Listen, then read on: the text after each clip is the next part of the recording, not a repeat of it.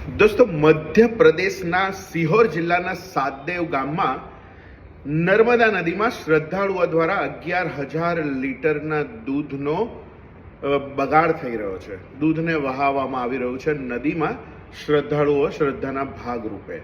દોસ્તો, આ વિડીયો જોઈને બહુ જ હૃદય વ્યથિત થઈ જાય છે.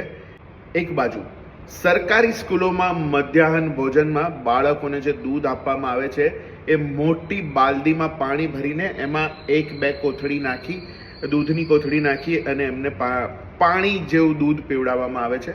અને બીજી બાજુ શ્રદ્ધાના નામે હજારો લીટર દૂધનો વેડફાટ થઈ રહ્યો છે અને સાથે સાથે આ દૂધ એ નદીનું પ્રદૂષણ પણ વધારી રહ્યા છે, માછલીઓનો જીવ પણ લઈ રહ્યા છે. તો આવી ઘટનાઓથી હંમેશા આપણને બહુ જ દુઃખ થતું હોય છે.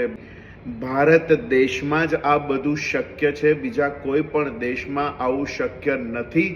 ખબર નહીં, ભારત આટલો ભણેલો ગણેલો સમજુ દેશ છે, તેમ છતાં અંધશ્રદ્ધાના નામે આવી બાલિશ હરકતો આપણે ક્યાં સુધી કરતા રહીશું? હું સરકારશ્રીને વિનંતી કરું છું કે આવી ઘટનાઓને તાત્કાલિકપણે અટકાવવી જોઈએ. આવી ઘટનાઓ ના બને તે માટેના સરકારે સતત પ્રયત્ન કરવા જોઈએ અને લોકોને અવેર કરવા જોઈએ, લોકોને જાણકારી આપવી જોઈએ કે આટલું બધું દૂધ અથવા તો બીજી કેટલી એવી વસ્તુઓ છે કે જેનો બગાડ ના થવો જોઈએ. અને ગરીબ બાળકો, જે લોકોને 2 ટંકનું ભોજન નથી મળતું, એવા લોકોના ઉપયોગમાં આ દૂધ અથવા તો બીજી બધી વસ્તુઓનો ઉપયોગ થવો જોઈએ.